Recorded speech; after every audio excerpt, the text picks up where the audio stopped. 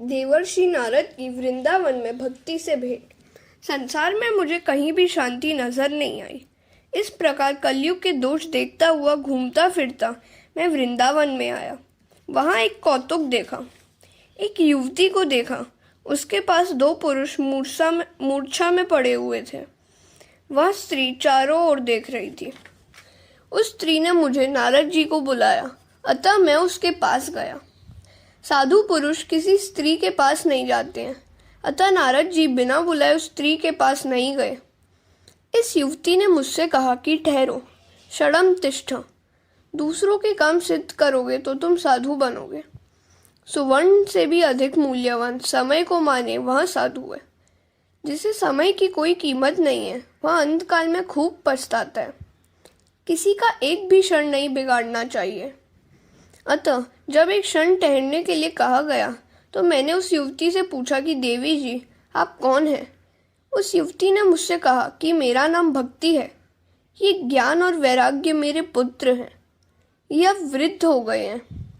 मेरा जन्म तो द्रविड़ देश में हुआ है। महान आचार्य दक्षिण भारत में प्रकट हुए थे। श्री शंकराचार्य जी और श्री रामानुजाचार्य जी दक्षिण में उत्पन्न हुए थे। कर्नाटक में मेरा परिपालन हुआ है और मेरी वृद्धि भी वहीं हुई। आचार और विचार जहाँ शुद्ध होते हैं वहाँ भक्ति को पुष्टि मिलती है। आचार और विचार शुद्ध हो तो भक्ति हो सकती है। विचारों के साथ साथ आचार भी शुद्ध होने ही चाहिए। कर्नाटक में आज भी आचार की शुद्धि देखने में आती है।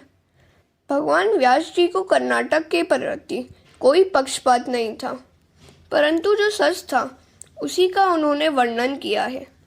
अब कर्नाटक में लोग निर्जला एकादशी करते हैं। एकादशी का अर्थ दिवाली नहीं है। मेरी एक एक करके सभी इंद्रियां भगवान को अर्पण करनी है, ऐसी भावना से एकादशी का व्रत रखो। महाराष्ट्र में किसी किसी स्थान पर मेरा सम्मान हुआ। महाराष्ट्र में कहीं कहीं भक्ति को सम्मान मिला है। पंढरपुर जैसे स्थल पर भक्ति का दर्शन होता है। गुजरात में तो मैं जीर्ण हो गई हूँ। गुर्जरे जीर्णताम गता। गुजरात में मैं अपने दोनों पुत्रों के साथ वृद्ध हुई। धन का दास प्रभु का दास नहीं हो सकता।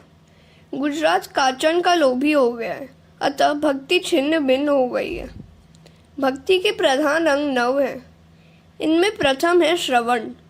केवल कथा सुन लेने से भक्ति पूरी नहीं होती है। जो सुना है उसका मनन करो। मनन करके जितना जीवन में उतारा हो उतना ही भागवत श्रवण सार्थक हुआ कहा जाएगा। कथा सुनने से पाप जलते हैं, परंतु मनन करके जीवन में उतारने से तो मुक्ति मिलती है। श्रवण भक्ति छिन्न भिन्न हो रही है क्योंकि मनन नहीं रहा है। मनन नहीं करने से श्रवण नहीं होता। मनन के अभाव में श्रवण भक्ति क्षीण होती जा रही है। कीर्तन भक्ति भी नहीं रही है क्योंकि कीर्तन में भी कीर्तन और काचन का लोभ आ गया है और तभी से कीर्तन भक्ति भ्रष्ट हो गई है। ज्ञानी पुरुषों को अपमान से भी सम्मान अधिक बुरा लगता है। धन के लोभ की अपेक्षा कीर्ति का मोह छूटना बड़ा कठिन है। कीर्ति का मोह तो ज्ञानी को भी सताता है। मैं अपने मन को समझाता हूँ। जब तक तुम अपने मन को स्वयं न समझाओगे तब तक वह मानेगा ही नहीं। हरे कृष्णा। कथा कीर्तन में जगत अनायास ही विस्मृत हो जाता है। कथा में जब बैठे हो तो संसार व्यवहार के विचारों को मन से निकाल दो। मैं अपने श्री कृष्ण के चरणों में बैठा हूँ, ऐसी भावना रखो। कीर्तन भक्ति निष्काम होनी चाहिए।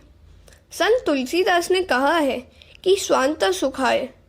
मैं अपने सुख के लिए कथा करता हूँ। दूसरों को क्या सुख मिलता है इसकी मुझे कोई खबर नहीं है। मेरे मन को आनंद मिले इसलिए मैं कथा करता हूँ।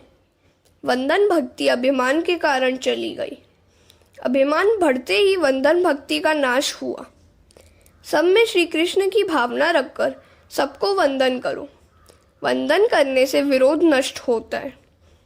भक्त नरसिंह ने भक्त का लक्षण बताते हुए कहा है कि सकल लोक में सबको वंदे, वही सच्चा वैष्णव है। जो वंदन करता है वही वैष्णव है और जो वंदन कराना चाहता है वह वैष्णव नहीं है। मन के भीतर जब तक अहम भाव रहेगा तब तक भक्ति की वृद्धि नहीं होगी। आजकल तो लोग देह की भी बहुत पूजा करते हैं। श्री ठाकुर जी की सेवा के लिए, पूजा के लिए अब उनको समय नहीं मिलता है। देव पूजा बढ़ी कि देव पूजा गई। लोगों ने भांति भांति के साबुन बनाए हैं। चाहे जितना साबुन मलो, किंतु देह का जो रंग है वही रहेगा। परमात्मा ने जो रंग दिया है वही सच्चा रंग है और वही ठीक भी है। मनुष्य बहुत विलासी हो गया है। इस कारण ही अर्चन भक्ति का नाश हुआ है। शरीर को लोग बहुत सजाने संवारने लगे, तभी से अर्चन भक्ति चली गई। अतः जीवन सादा रखो। इसी प्रकार भक्ति के एक अंग का विनाश हुआ है, अर्थात जीव ईश्वर से विभक्त हुआ, जुदा हुआ है, श्री ठाकुर जी से विमुख हुआ है। बुद्धि का जब बहुत अतिरेक होता है तो भक्ति का विनाश होता है। भक्ति छिन्न भिन्न हुई तो जीवन भी विभक्त हो गया। भक्ति के दो बालक हैं, ज्ञान और वैराग्य। भक्ति का आदर ज्ञान और वैराग्य के साथ करो। ज्ञान और वैराग्य मूर्छित होते हैं तो भक्ति भी रोती है। कलयुग में ज्ञान और वैराग्य क्षीण होते हैं, बढ़ते नहीं हैं। जब से पुस्तकों में आकर समा गया तब से ज्ञान चला गया। नारद जी कहते हैं कि ज्ञान और वैराग्य को मूर्छा क्यों आई है, यह मैं जानता हूँ। इस कलिकाल में जगत में अधर्म बहुत बढ़ गया है, इसी से इनको मूर्छा आई है। इस वृंदावन की प्रेम भूमि में तुमको पुष्टि मिली है। कलयुग में ज्ञान और वैराग्य की उपेक्षा होती है, अतः वे निरुत्साहित होकर वृद्ध और जीर्ण हो गए। ज्ञान और वैराग्य के साथ मैं भक्ति को जागृत करूंगा।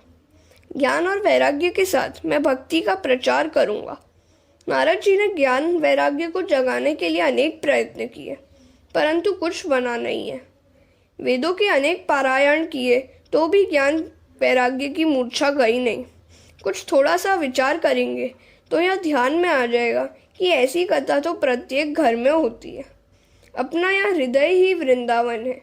इस हृदय के वृंदावन में कभी कभी वैराग्य जागृत होता है, परंतु वह जागृति स्थिर स्थायी नहीं रहती है।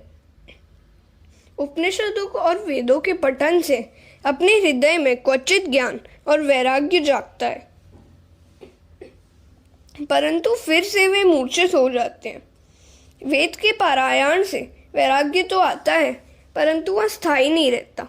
शमशान भूमि में जब चिता जल रही होती है तो उसे देखकर कई व्यक्तियों को वैराग्य हो जाता है, परंतु वह वैराग्य टिकाऊ नहीं होता। काम सुख को भोग लेने के बाद भी बहुतों को वैराग्य आता है। संसार के विषय के उपभोग कर लेने के बाद बहुतों को वैराग्य आता है, परंतु वह भी स्थायी नहीं होता है। विषय भोग के बाद अरुचि तो होती है, परंतु वह अरुचि विवेक और वैराग्य से रहित होने के कारण टिकती नहीं है। हरे कृष्ण।